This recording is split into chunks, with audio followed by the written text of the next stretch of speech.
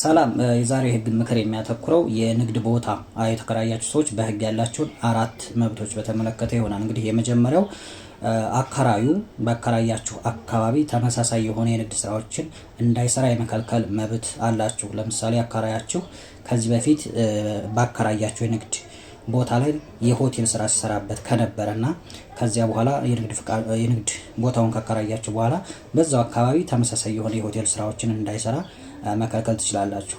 ሁለተኛው አከራዩ ይህንን በመተላለፍ በዛው አካባቢ ላይ በሆቴል ስራ ላይ የተሰማራ ከሆነ ይህንን የሆቴል ስራ እንዳቆም እና ዘግቶ እንዲሄድ ለፍርድ ቤቱ የመጠየቅና ይህንንም የማስከልከል መብት አላችሁ ማለት ነው። ሶስተኛው የሆቴል ስራውን በዛ አካባቢ ላይ በመስራቱ ከዚህ በፊት የገነባቸውን ስሞች በመጠቀም ደንበኞች ወደዛ በመሄዳቸው ምክንያት እናንተ ላይ የደረሰ ጉዳት ካለ ካሳ የመጠየቅ መብት አላችሁ።